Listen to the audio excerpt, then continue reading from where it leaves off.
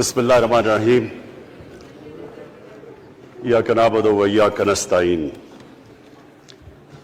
मैं सबसे पहले अपनी एलाइड पार्टीज़, अपने इत्तेहादियों का दिल से शुक्रिया अदा करता हूँ कि अभी भी और हर मुश्किल वक्त में जिस तरह आप मेरे साथ खड़े रहे।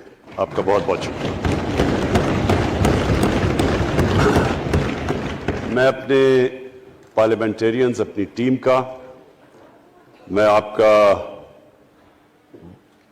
शुक्रिया अदा इस तरह करता हूं कि मैंने जो आपकी कल शाम को जो आपके हालात देखे तो मुझे ये एहसास हुआ कि आप सबको बड़े दिल से तकलीफ थी कि जो हमारा वो सेनेट का ये इधर हफीज शेख के इलेक्शन में जब हारे हैं, तो मैं जो आप सबको देखा तो मुझे बड़ा अच्छा लगा। मुझे एक टीम आप में नजर आई और इंशाअल्लाह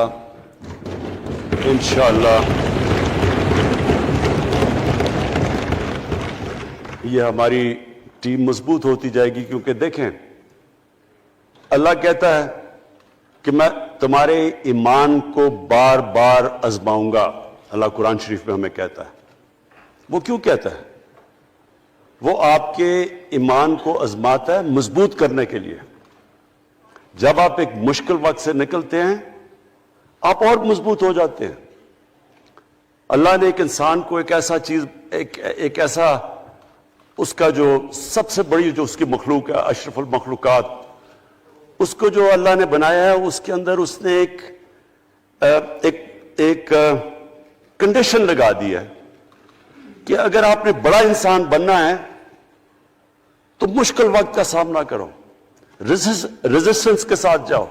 जिस्म हमारा ये है, जिस्म को हम भारी वेट उठाते हैं, जिस्म तकड़ा हो जाता है। ज़हन को जितना हम आजमाएंगे और आजमाइशों में डालेंगे, सबसे बड़ा जो पावर हाउस है वो हमारा ज़हन है, वो और तकड़ा हो जाता है, इंसान तकड़ा हो जाता है।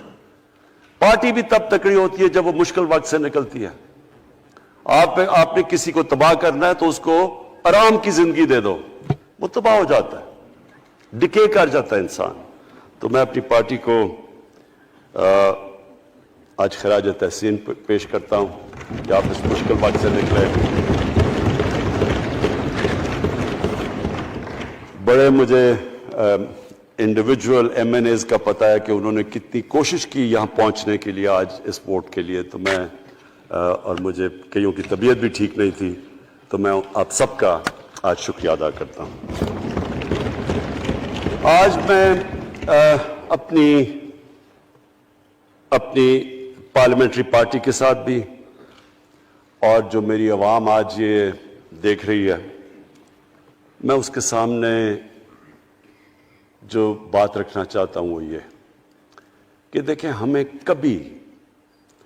ये कभी भूलना नहीं चाहिए कि ये पाकिस्तान क्यों बना था। वो एक अंग्रेजी का एक फ्रेज है कि Nations without a vision die. कौम का जब अपना मकसद अपने नजरिए से पीछे हटती है, मर जाती है कौम। कौम किसी मकसद के लिए बनती है।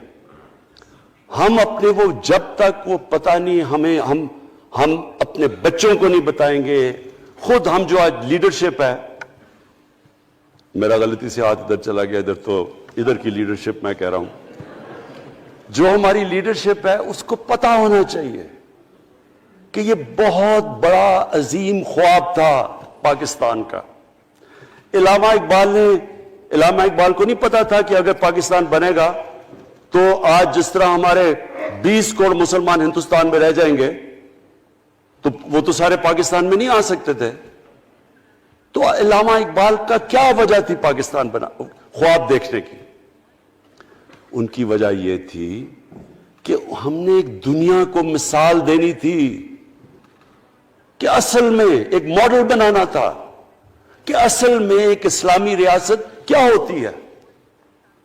और वो बेस किसके ऊपर कर रहे थे? पाकिस्तान की इस्लामी फलाई रियासत जो हमारी ऑब्जेक्टिव रेजोल्यूशन में है, नबी सल्लल्लाहु अलैहि वसल्लम की मदीना की रियासत, जो उनकी सुन्नत थी, जो दुनिया की तारीख की पहली फलाई रियासत बनी थी, جس میں بہت بڑے بڑے ماڈرن جو آج کے پرنسپلز، وہ پرنسپلز طے کیے گئے تھے.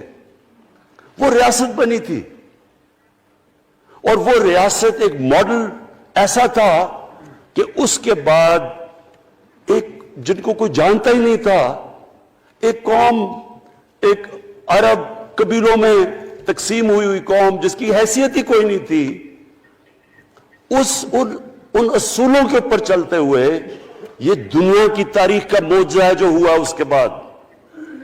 یہ میں نے شفقت محمود کو کہا بھی ہے کہ ہمارے بچوں کو ہر سکول، چاہے وہ انگلش میڈیم، چاہے اردو میڈیم، چاہے دینی مدرسے، سب کو 8، 7، 8 اور 9 کلاسز میں باقاعدہ سبجیکٹ پڑھائیں کہ نبی صلی اللہ علیہ وسلم کی جو زندگی تھی اور جو مدینہ میں کیا وہ کیا تھی.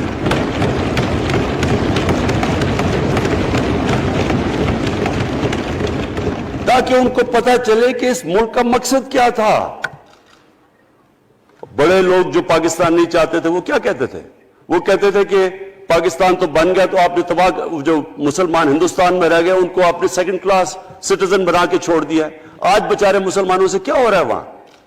تو وہ لوگ کہتے ہیں کہ اگر پاکستان نہ بنتا تو مسلمانوں کی زیادہ طاقت ہونی تھی. ایک ہندوستان میں اس طرح مسلمانوں کا برا حال نہیں ہونا تھا جو آج ہے. یہ ایک آرگیومنٹ دی جاتی ہے. اور اگر ہم پاکستان کو جس مقصد کے لیے بنا تھا اگر ہم ادھر نہیں لے کے جائیں گے تو وہ ٹھیک کہہ رہے ہیں. یہ تو نہیں تھا کہ وہاں ٹاٹا برلا تھے جو اربوں پتی اور یہاں یہ شریف اور زرداری اربوں پتی بن جائے. اس لیے تو نہیں پاکستان بنا تھا. یہ بڑی ہمیں ری الائن کرنا چاہیے اپنے نظریے کی طرف. ہمیں اپنا رخ چینج کرنا چاہیے واپس کہ یہ بڑا عظیم خواب تھا پاکستان کا. اور وہ جو تاریخ تھی، وہ جو اصول انہوں نے سیٹ اپ کیے، جن لوگوں کی حیثیت ہی نہیں تھی، یہ تاریخ کا حصہ ہے کہ اس کے بعد انہوں نے دیکھتے دیکھتے 15، 20، 30 سالوں کے اندر دنیا کی امامت کی. صرف امامت ہی نہیں کہ وہ تو منگولیوں نے بھی دنیا بڑی جلدی سے فتح کر لی تھی. چنگیز خان نے بھی بڑی جلدی اس کی فوجوں نے فتح کر لی تھی. 100 سال کے بعد وہ ختم ہو گئے تھے. انہوں نے ایک دنیا کی عظیم سیولائزیشن، جو ٹاپ سائنٹسٹ تھے، سارے دنیا کے ٹاپ سائنسدان، ایک عظیم کلچر. اور سب سے بڑی بات جو میں یہ کہنا چاہتا ہوں، انہوں نے اخلاقیات، ایک مورل سٹینڈرڈ سیٹ کی دنیا میں. جب مسلمان گئے انڈونیشیا اور ملیشیا، وہاں تو کوئی مسلمان کی فوج نہیں گئی، وہاں تو کوئی تلواروں سے نہیں فتح کیا. مسلمان تاجروں کا وہاں کردار دیکھ کے لوگ حیران ہو گئے کہ یہ کون لوگ آئے ہیں جو بالکل ان کی مورالٹی ایسی، نہ وہ کوئی دغا بازی کرتے تھے، نہ وہ کوئی دھوکہ دیتے تھے، اپنی زبان پہ کھڑے ہو جاتے تھے. لوگ ان سے امپریس ہو گئے کہ کون سی قوم ہے. دیکھیں اسلام ہم غلط فہمی میں ہیں، یہ سمجھتا ہے کہ جی تلوار سے اسلام پھیلا تھا. اسلام پھیلا تھا کہ وہ ایک انسان کے کیریکٹر کو ریفارم کرنے آیا تھا. ہم جب اللہ سے مانگتے ہیں، ہم نماز میں ایک ہی چیز مانگتے ہیں کہ اللہ ان کے راستے پہ لگا جن کو تو نے نعمتیں بخشی، ان کے نہیں جو غلط تباہی کے راستے پہ چلے گئے. صرف نماز میں ہم یہ چیز مانگتے ہیں، ہر روز ہم پڑھ کے یہ مانگتے ہیں.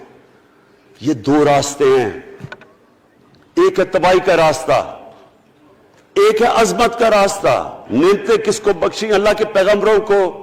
اور جو دنیا کا سب سے عظیم انسان، جو دنیا کا سب سے عظیم لیڈر، جس کو اللہ نے سب سے زیادہ نعمتیں بخشی، ہمارے نبی صلی اللہ علیہ وسلم.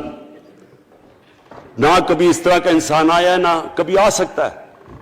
تو ہمیں راستہ بتایا کہ ایک ان کا راستہ ہے اور ایک دوسرا راستہ ہے، تباہی کا راستہ ہے. اور وہ جو ان کے راستے پہ چلتا گیا وہ ایک عظیم انسان بنتا گیا. ایک کتاب ہے، میں اپنے لوگوں کو ریکمینڈ بھی کرتا ہوں، کہ دی عرب کانکویسٹ، وہ پڑھنے والی کتاب ہے. اس میں بتاتے ہیں کہ جب مسلمان ایک دم دیکھتے دیکھتے دنیا میں پھیل گئے تو کوئی ایک آدمی نہیں تھا. ایک تو بڑے عظیم سپہ سالار تھا خالد بن ولید، لیکن وہ جو بھی بنتا تھا وہ جنرل عظیم بن جاتا تھا. وہ اس کتاب کے اندر لکھی انگریز نے ہے. وہ کہتے ہیں اس کی کوئی ایکسپلینیشن نہیں ہے کہ یہ کیسے ساری دنیا پہ چھا گئے. نہ ان کے پاس کوئی لیٹسٹ ویپنز تھے، ایک طرف رومنز تھے، دوسری طرف پرشینز تھے، وہ تو سپر پاورز تھے، ہتھیار تو ان کے پاس تھے.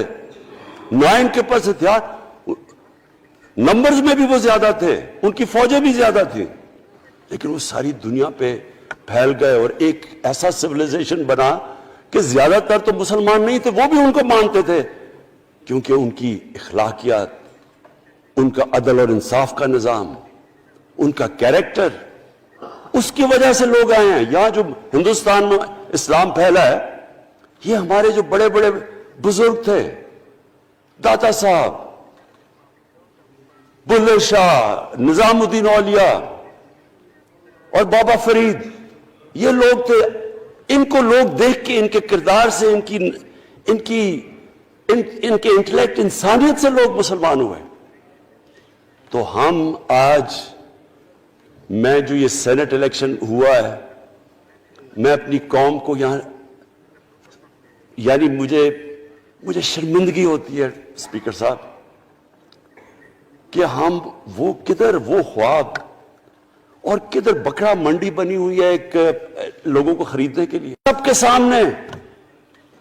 یعنی ہمیں ایک مہینے سے پتا تھا کہ پیسہ جمع کیا جا رہا ہے اس سینٹ الیکشن میں، اور مجھے حیرت ہوئی کہ الیکشن کمیشن کہتا ہے کہ جی یہ تو پتہ نہیں کوئی ہم آزاد انسٹیٹیوشن ہے یا میں ان کی کوئی آزادی کے اوپر لے رہا تھا، یا جی بڑا زبردست الیکشن. اچھا کہتے جی بڑا اچھا الیکشن کروایا. یہ مجھے اور اس سے تو مجھے اور صدمہ ہوا ہے کہ اگر یہ الیکشن اچھا آپ نے کروایا ہے تو پتہ نہیں برا الیکشن کیا ہوتا ہے.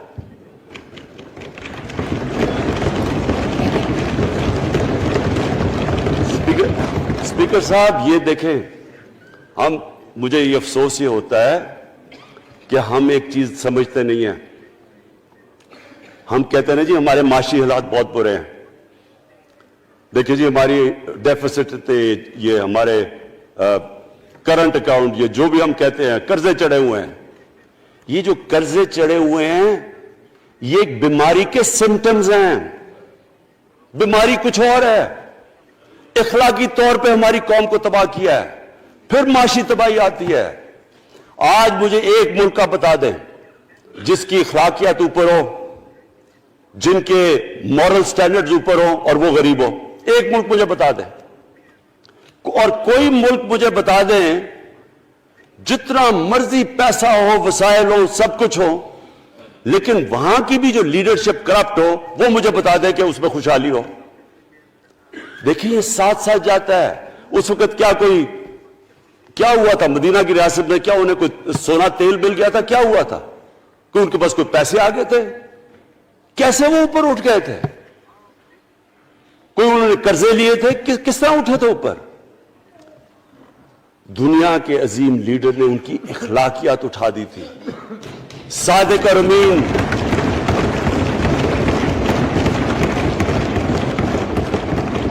ایک قوم، انہوں نے ہمیں بتایا. ہمیں قرآن میں اللہ حکم کرتا ہے کہ ان کی سنت پہ چلو. اللہ جب ہمیں کہتا ہے ان کی سنت پہ چلو، کیا ہم اللہ کو کوئی فائدہ پہنچا سکتے ہیں؟ ہماری بہتری کے لیے کہتا ہے.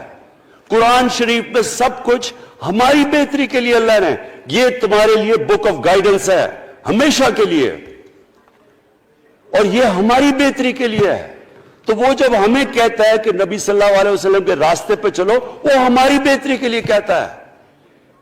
اور میں جس نے اس عمر میں ساری دنیا دیکھ لیا ہے، اسپیکر صاحب میں آپ کو بتاؤں، مجھے تکلیف ہوتی ہے دیکھ کے.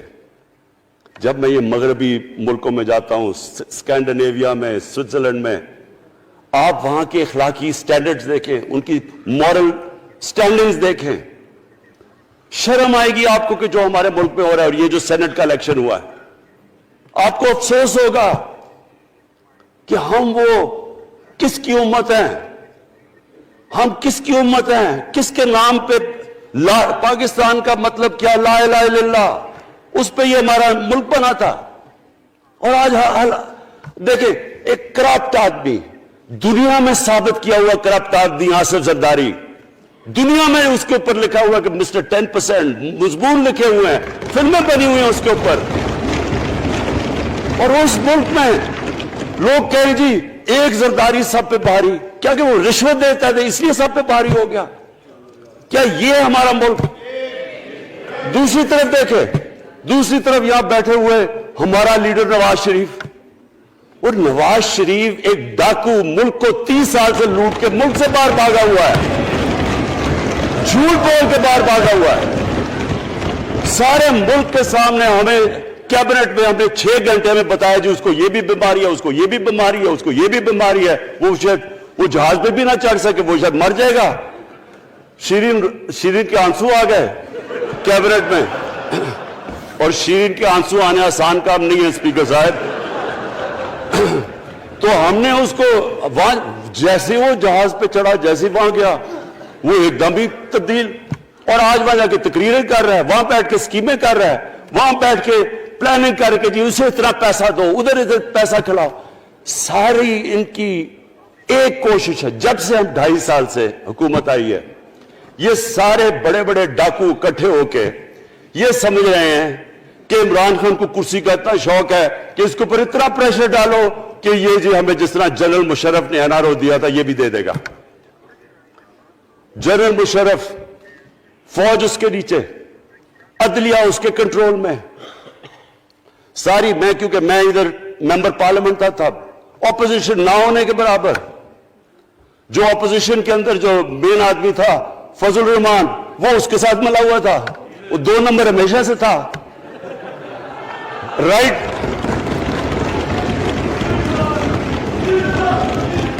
اور وہ آدمی جس کے پیچھے امریکہ ان کی جنگ لڑا تھا، سب کچھ، وہ ان کے پریشر میں آ کے ان دونوں کو این آر او دیا، اور اتنا بڑا اس ملک کے اوپر اس نے جرم کیا ہے۔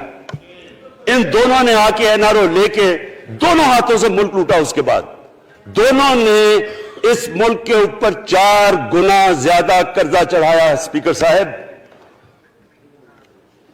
6,000 ارب سے ہمارا قرضہ جو ٹوٹل لائبلٹیز 30,000 ارب پہ پہنچا دی۔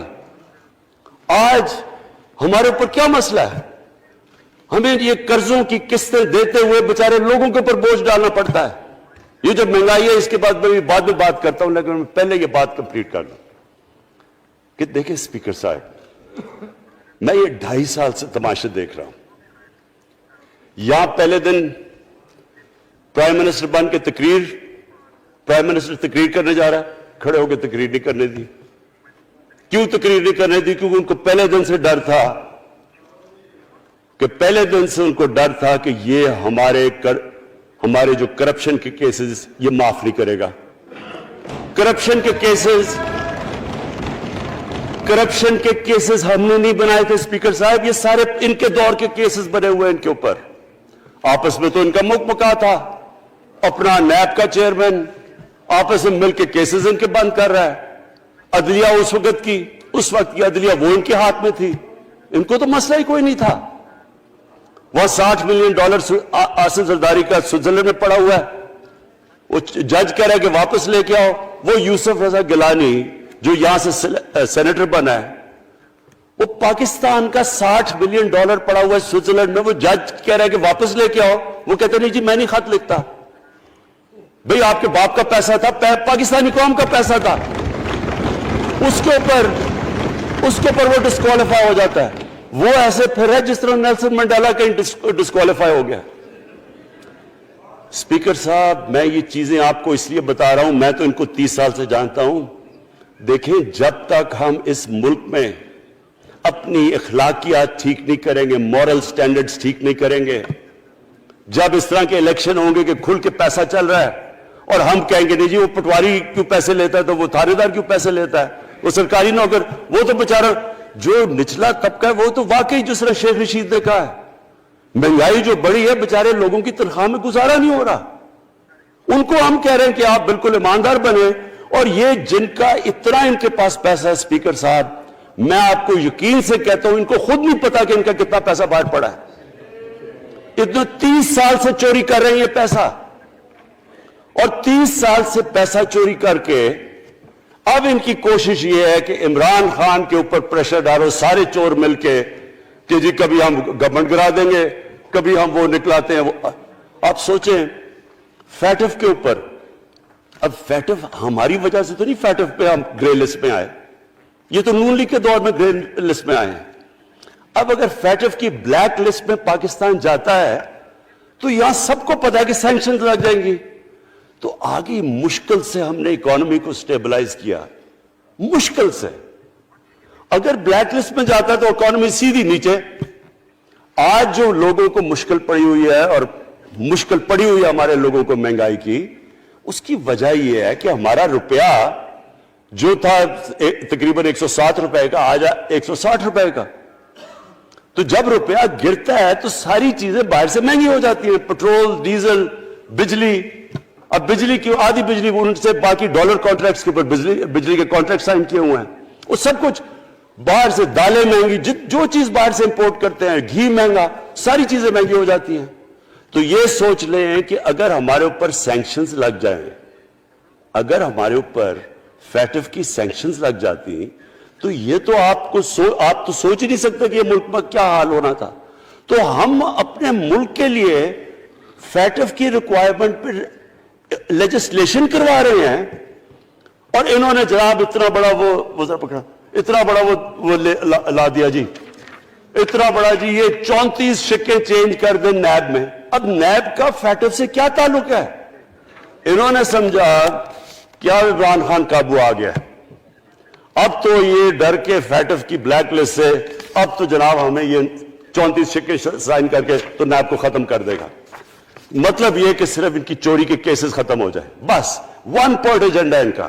اور میں نے آپ کو پہلے دن یہاں سے کہا تھا، پہلے دن یہاں کھڑے ہو کے میں نے کہا تھا کہ ان کا صرف ون پوائنٹ ایجنڈا، میں ان کو جانتا ہوں، میں ان کو جانتا ہوں، جب یہ سارے اپوزیشن میں میرے ساتھ تھے، ان کا صرف ایک خوف ہے کہ یہ این آر او نہیں دے گا، لہٰذا اس کو اتنا بلیک میل کرو، اور اب فیٹف کے اوپر تو یہ پھنس گیا ہے تو اب اس سے لے لو، اس سے کنسیشن لے لو تاکہ نیب ختم ہو جائے۔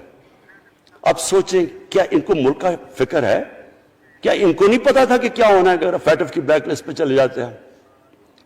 اس کے بعد انہوں نے جلسے کرنے کی کوشش کی، بڑا جی پبلک نکالیں گے ہم، مینار پاکستان کے اندر جلسہ۔ مینار پاکستان کا یہ جانتے نہیں، دیکھیں ان کے بھی آ گئے ایک شہزادہ ایک شہزادی جنہوں نے زندگی میں کبھی کام کیا نہیں ہے، نہ ان کو پتہ ہے کہ سٹرگل ہوتی کیا ہے۔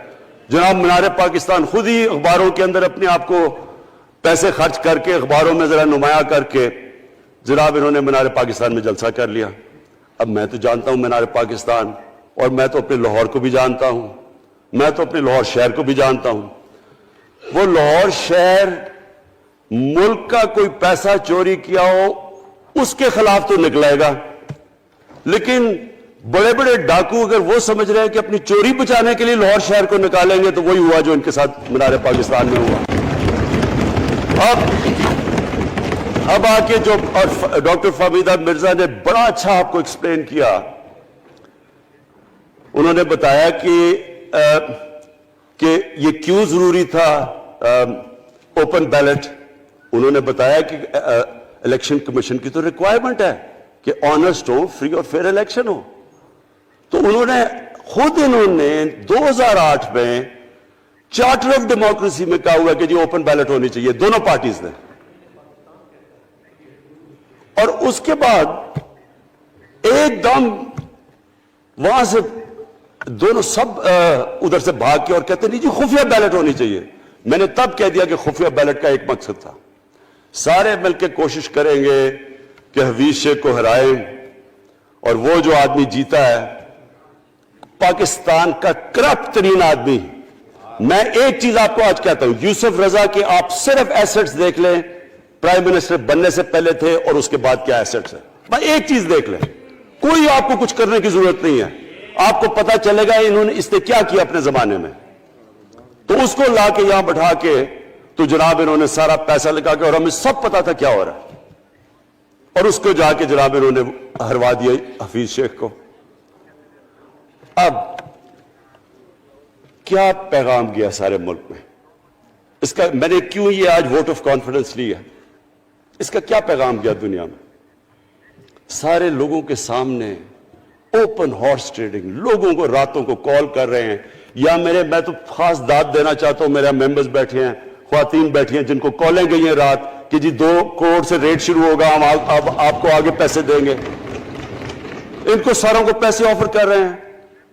اور پھر اگر میں صرف الیکشن کمیشن کو ایک چیز کہنا چاہتا ہوں, آپ مہربانی کریں پاکستان کی ایجنسی سے صرف ایک سیکرٹ بریفنگ لیں, آپ ان کو اندازہ ہوگا کتنا پیسہ چلا اس الیکشن کے اندر, پتہ چلوائیں کیا ہوا اس الیکشن میں, تاکہ آپ اس طرح کی سٹیٹمنٹ نہ دیں کہ جی ہماری کوئی آزادی ختم کر رہی ہے. میں آپ کی آزادی ختم کر رہا ہوں یہ کہہ کے آپ کہ یہ جو الیکشن میں ہوا ہے.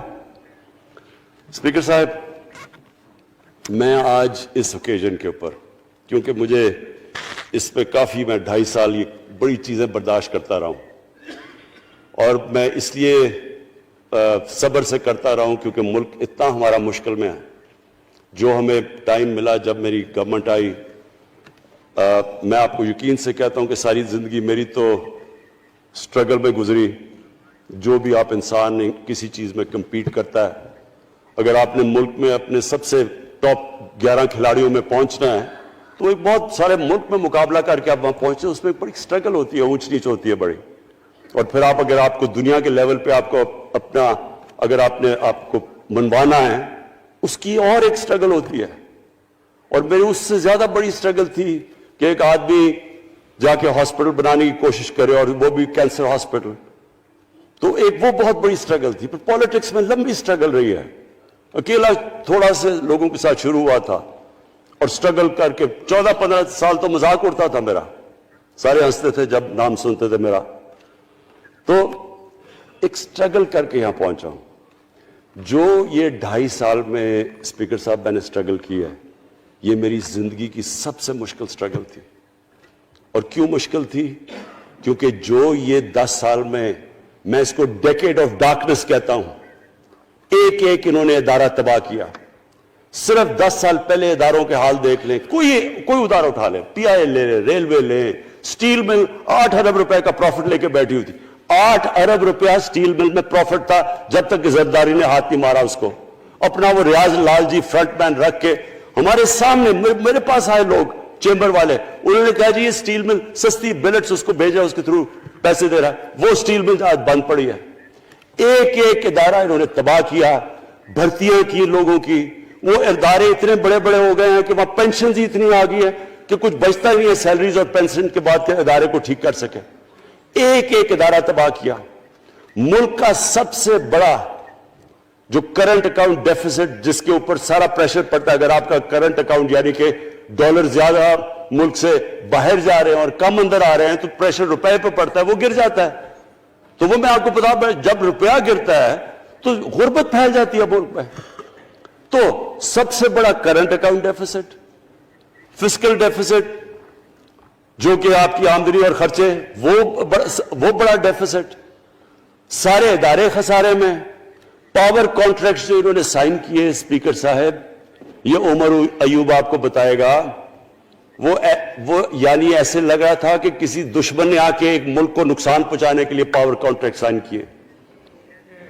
ان کے اندر وہی پاور پروجیکٹس آپ کہیں اور دیکھ لیں, کسی اور ملک میں, بلکہ اپنے ملک میں دیکھ لیں, اور وہ دیکھیں کہ انہوں نے کس پیسے بنائے, وہ کس پیسے پہ. گیس کا کانٹریکٹ سائن کیا ہم نے آ کے اسی ملک سے 30% کم پیسے پہ گیس کا کانٹریکٹ سائن کیا, ان کا ہی کانٹریکٹ چینج کیا. ساری گورنمنٹ, جب اوپر سے پرائم منسٹر لگا ہوا پیسے بنانے, پرائم منسٹر ایک نوکری کر رہا ہے کس کے لیے, ایک دبئی کی کمپنی کے لیے. کبھی دنیا میں سنا ہے اس طرح؟ کبھی یہ مذاق سنا ہے جی کہ ملک کا پرائم منسٹر کسی دنیا کو دبئی کی کمپنی کے اندر نوکری کر رہا ہے؟ ادھر سے یہاں ڈیفنس منسٹر, ان کا فورن منسٹر, وہ دبئی کی کمپنی سے نوکری کر رہا ہے. اور وہ ایک انٹیریئر منسٹر، وہ کچھ سنا ہے سنتری بنا ہوا تھا کسی سعودی عربیہ کی کمپنی میں، مجھے نہیں پتا. کبھی یہ سنا ہے یہ ملک سے کسی ملک سے ایسا مذاق ہوا ہے؟ یہ سارے طریقے تھے اس ملک سے پیسہ منی لانڈر کر کے باہر لے جانا. آج مجھے یہ بتائیں، میں یہ جو سارے ہماری جو اپوزیشن ہے میں ان سے سوچتا ہوں، میں کئی دفعہ ان کی شکلیں دیکھ کے پوچھتا ہوں ان سے کہ کیا آپ واقعی سمجھتے ہیں کہ آپ دونوں کے لیڈر ایماندار ہیں؟ کیا یہ واقعی سمجھتے ہیں کہ ان کی جو یہ دولتیں بنی ہیں یہ ایمانداری سے بنی ہیں؟ یعنی کیا ان کو کوئی ملک کی فکر نہیں ہے کہ یہاں کا پیسہ، کیا ان کے بیٹے ہیں؟ میں تو یہ بتائیں، 3 دفعہ ملک کا پرائم منسٹر، اس کے دونوں بیٹے باہر بیٹھے ہوئے ہیں. میں لندن کو جانتا ہوں اسپیکر صاحب، وہ اربوں اربوں روپے کی پراپرٹی ہے، وہاں کے بڑے بڑے رئیس ان ایریاز میں نہیں رہ سکتے جدھر ان کے 2 بیٹے رہ رہے ہیں. ملک سے بھاگ گئے. جی ہم پاکستانی شہری نہیں ہیں. کیوں پاکستانی شہری نہیں؟ کیوں یہاں بتا ہی نہیں سکتے کہ وہ پیسہ کدھر سے آیا جو انہوں نے اتنی بڑی پراپرٹیز لی ہوئی ہیں. اور یہ کچھ نہیں ہے جو انہوں نے بنامی پراپرٹیز لی ہوئی ہیں. کسی کو اندازہ ہی نہیں ہے ان کا کتنا پیسہ باہر پڑا ہے. زرداری کے پاس کیا تھا پہلے؟ اس کی جو باہر پراپرٹیز ہے. تو کیا ان لوگوں کو نہیں پتا کہ اس ملک کا پیسہ چوری کر کے یہ باہر لے کے جا رہے ہیں اور یہ پھر بھی ان کی سپورٹ کر رہے ہیں؟ اور یہ جو سینٹ کا الیکشن، کیا انہیں نہیں پتا کہ بڑا جی عقل مند پولیٹیشن ہے زرداری، لوگوں کو رشوت دے کے ان کو خرید رہا ہے؟ ساری قوم کے سامنے یہ ہو رہا ہے. میں یہ صرف آخر میں یہ کہنا چاہتا ہوں اس ایشو کو ختم کرتے ہوئے کہ دیکھیں اسپیکر صاحب، کوئی ملک آگے نہیں بڑھ سکتا ایسے. میں اکیلا عمران خان کو کرپشن کر کے کرپشن نہیں ٹھیک کر سکتا. میں عدلیہ کو کیا، کیسز تو عدلیہ میں یا نیب کے اندر ہے، میرا تو ان کے اوپر کوئی کنٹرول نہیں ہے. میں آج پاکستان کی عدلیہ کو اور نیب کو، جو آپ کو میری گورنمنٹ سے مدد چاہیے کنوکشنز کرنے کے لیے، ساری چیزیں ایک طرف، یہ اس ملک کا سب سے بڑا مسئلہ ہے. جب تک آپ لوگوں کو سزا ہی نہیں دیں گے،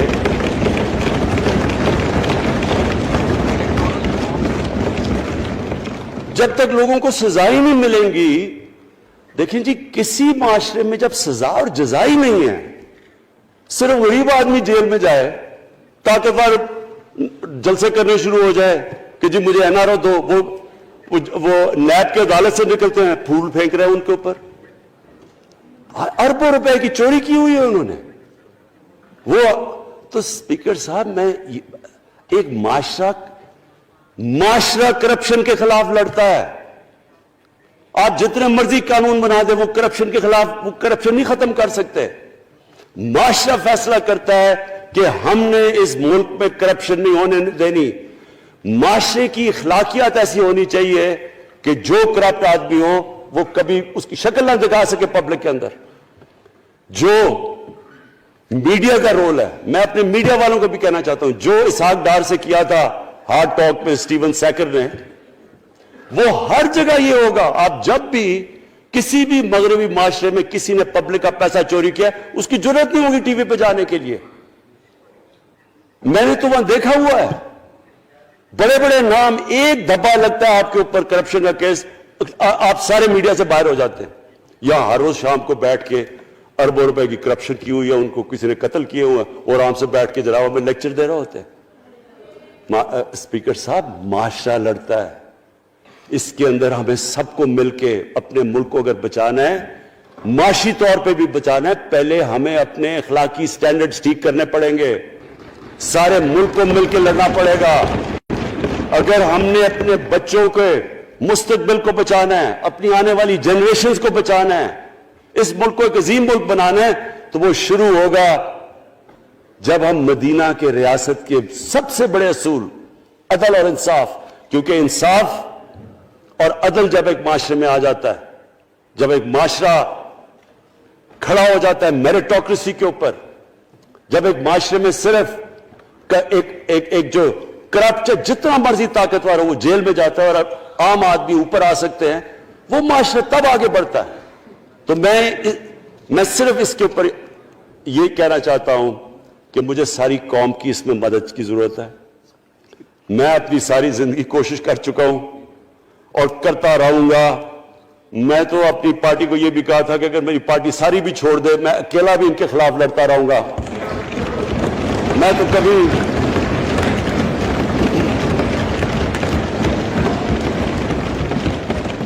اسپیکر صاحب آخری گیند تک لڑنے والا کیپٹن تھا. آخری گیند تک لڑوں گا, وہ تو کبھی میں ہار مانوں گا نہیں. لیکن یہ وقت آ گیا ہے کہ ملک کو اپنے آپ کو بچانا ہے. آنے والی جنریشنز کو ہم نے بچانا ہے.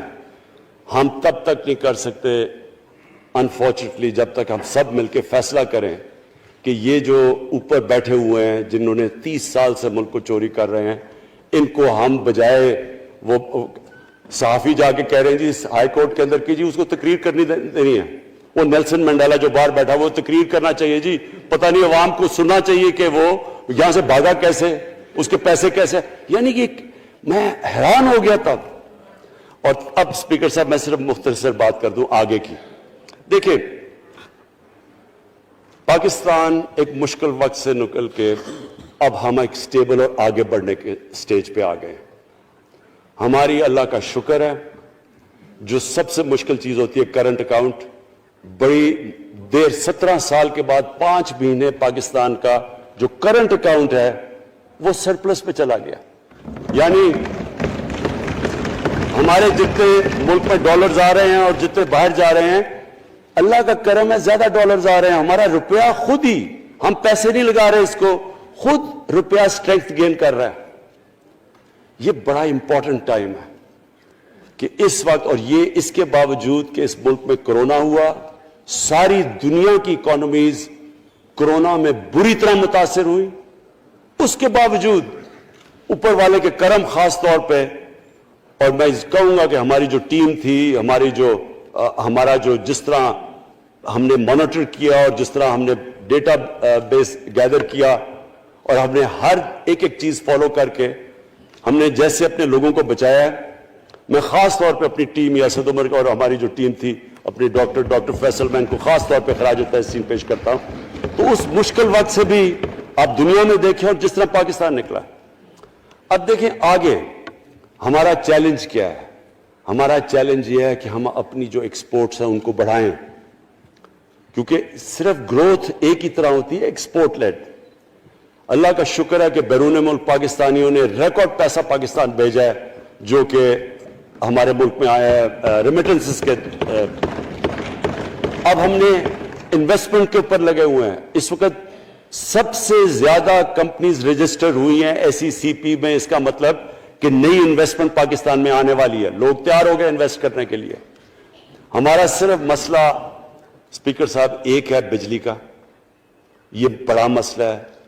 کانٹریکٹ مہنگے سائن کیے ہوئے, جس بجلی جو کانٹریکٹ سائن کیے ہوئے ہیں جس پہ وہ بجلی پروڈیوس ہو رہی ہے, بدقسمتی سے وہ اگر بجلی کی قیمت بڑھاتے ہیں تو لوگ آگے اور مشکلوں میں پڑے ہوئے ہیں. بجلی کی وجہ سے سب چیزیں مہنگی ہو جاتی ہیں. نہیں بڑھاتے تو قرضے, وہ جو گردشی قرضے ہیں وہ بڑھتے جا رہے ہیں. ہمارا ایک یہ چیلنج ہے. اس کے اوپر صرف اپنی قوم کو بتانا چاہتا ہوں کہ باقاعدہ ہم ہر طریقہ سوچ رہے ہیں کہ ہم نے اس میں سے کیسے ہم نے اپنے لوگوں کے اوپر بوجھ کم کرنا ہے. ایک تو میں اپنی ٹیم کو یہ بھی کامیابی دیتا ہوں کہ بڑی دیر اور مشکلوں سے IPPs کے ساتھ ہم نے نئے کانٹریکٹ سائن کیا جس کے اندر بہت پاکستان کا پیسہ بھی بچے گا اور جو آگے جا کے قرضہ بڑھنا تھا وہ نہیں بڑھے گا. جو میرے اوپر سب سے زیادہ پریشر ہے اس وقت اسپیکر صاحب وہ ہے مہنگائی کا. مہنگائی میں نے آپ کو بتا بھی دیا کہ مسئلہ ایک جب آپ کی روپیہ گرتا ہے تو جب چیزیں مہنگی ہو جاتی ہیں ایک وہ ہے. لیکن میں اپنی قوم کو صرف ایک چیز کہنا چاہتا ہوں کہ سب سے زیادہ اس وقت میری حکومت ایک ہی چیز پہ لگی ہوئی ہے کہ ہم کس طرح لوگوں کے اوپر مہنگائی کا بوجھ کم کریں. اس کے لیے ہم بڑی بڑی چیزیں آپ کے سامنے لے کے آئیں گے آنے والے دنوں میں, جس میں کوشش یہ ہے کہ ہم اپنے ملک میں جو سارا نچلا طبقہ ہے ان کو سبسڈائز کریں, اپنے احساس پروگرام کے ذریعے ان کو ڈائریکٹلی ہم فنڈ کریں.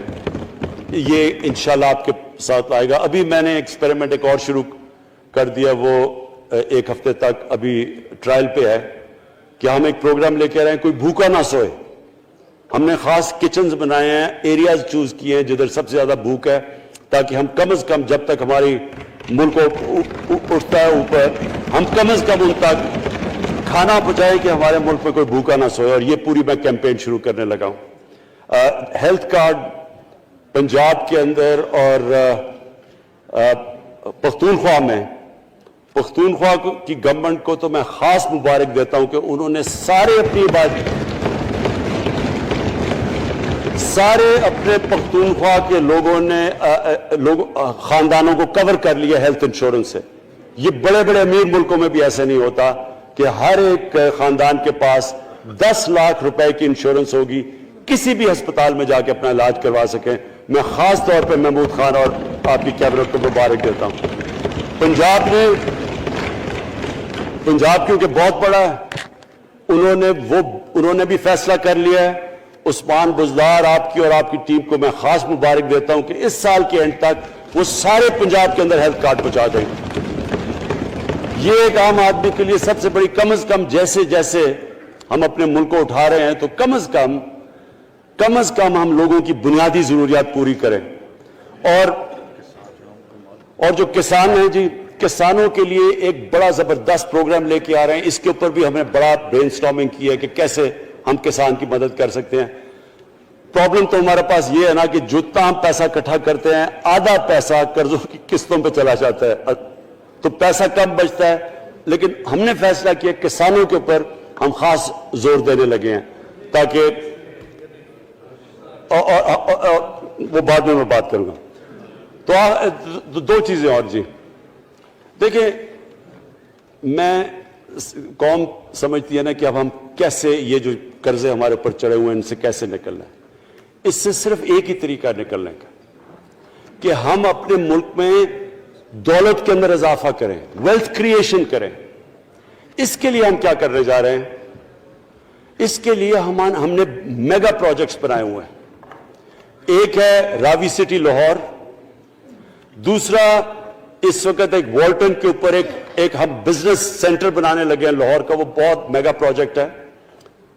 اور پھر تیسرا جو ہے ایک جزیرہ بنڈل آئلینڈ کراچی سے تھوڑے 1-2 کلومیٹر کے فاصلے پہ. ان سے یہ کیوں کرنے جا رہے ہیں؟ میں صرف لوگ سمجھیں گے کیوں. ایک تو یہ ہمارے شہر پھیلتے جا رہے ہیں, جتنا شہر پھیلتا جائے گا نہ آپ ان کو سیوریج دے سکتے ہیں, نہ پانی دے سکتے ہیں, نہ صفائی کر سکتے ہیں. تو جو دنیا کے ماڈرن سٹیز ہیں وہ اوپر جاتے ہیں, یعنی وہ بلڈنگ اوپر جاتی ہے, بجائے اگر آپ پھیلتے جائیں تو مشکل ہو جاتا ہے سرو کرنا. تو ایک تو ماڈرن سٹیز پہلی دفعہ بنا رہے ہیں پاکستان میں اسلام آباد کے بعد. ایک وہ راوی سٹی, وہ بہت ضروری ہے. اس سے لاہور کا جو پانی نیچے جاتا جا رہا ہے وہ ہم وہاں براج بنا کے پانی اس کا بچانے لگے ہیں. اور دوسرا ماحولیات کے لیے وہاں ہم بہت بڑے پیمانے پہ اربن فارسٹ اور درخت اگانے لگے ہیں, کیونکہ وہاں لاہور میں بہت بڑا پرابلم ہے اس کا. وہی بنڈل آئلینڈ کا بھی مقصد یہ ہے کہ وہاں سارا سیوریج جا رہا ہے کراچی کا, اس کی سیوریج کو ٹریٹ کریں اور ایک ماڈرن سٹی بنائیں, بجائے کراچی پھیلتے پھیلتے حیدرآباد پہنچ جائے. ایک پوری اوپر سٹی بنائیں جو ایک ماڈرن سٹی ہو.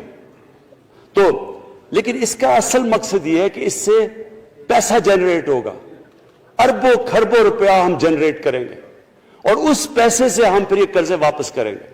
اور دوسری چیز, باہر سے انویسٹمنٹ آئے گی.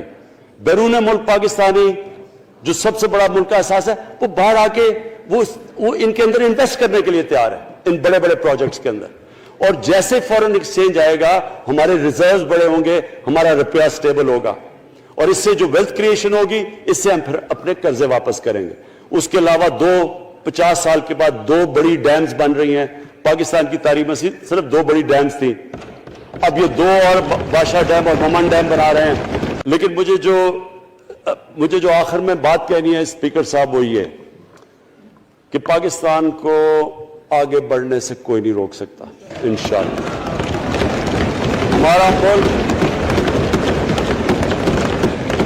ہمارے ملک میں, کیونکہ میں شاید ہی لوگ اتنا اپنے ملک کو انہوں نے اس طرح دیکھا جیسے میں نے سارا ملک پھرا ہوا ہوں. اللہ نے ہر قسم کی نعمت دی ہے.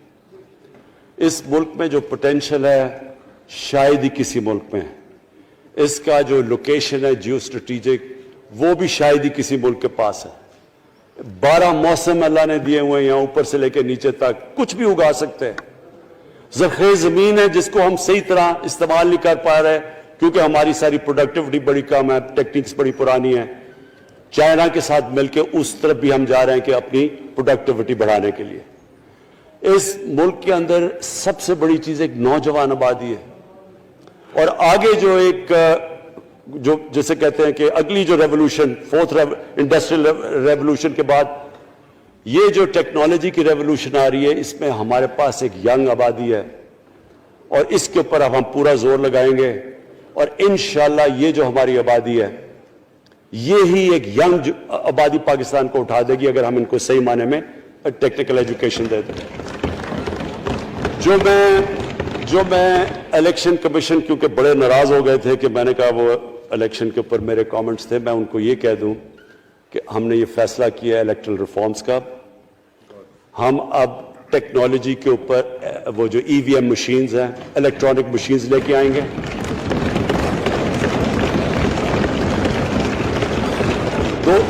دو چیزیں کر رہے ہیں. اوورسیز پاکستانیز کے لیے اب پورے لگے ہوئے ہیں کہ اوورسیز پاکستانیز بھی ووٹ ڈال سکیں, اور دوسری چیز الیکٹرانک مشینز لے کے آ رہے ہیں. اور کیونکہ یہ الیکٹرانک مشینز کے بغیر ہمیں الیکشنز نہیں کرنے چاہیے, نہیں تو جو ہارتا ہے وہ کہتا جی دھاندلی ہو گئی. ہم نے اس طرح کا سسٹم لے کے آ رہے ہیں کہ امریکہ کے اندر جب ڈونلڈ ٹرمپ نے کہا کہ الیکشن میں دھاندلی ہوئی ہے, سارے انہوں نے جب الیکشن کھولا تو ایک بھی وہ نہیں ثابت کر سکے دھاندلی ہوئی کیونکہ الیکٹرانک مشینز تھی, ان کے پاس وہ سسٹم تھا. انشاءاللہ وہ سسٹم لے کے آ رہے ہیں تاکہ ہمیشہ کے لیے آگے سے یہ چیز ختم ہو جائے کہ جو ہارا تھا وہ ہار مانے گا, جو جیتے گا وہ جیت. جس طرح کہ انشاءاللہ ہماری حکومت کرے گی, جس طرح کہ ایز کیپٹن پاکستان دنیا کی کرکٹ کی تاریخ میں پہلی دفعہ نیوٹرل امپائرز میں لے کے آیا تھا. بہت بہت شکریہ.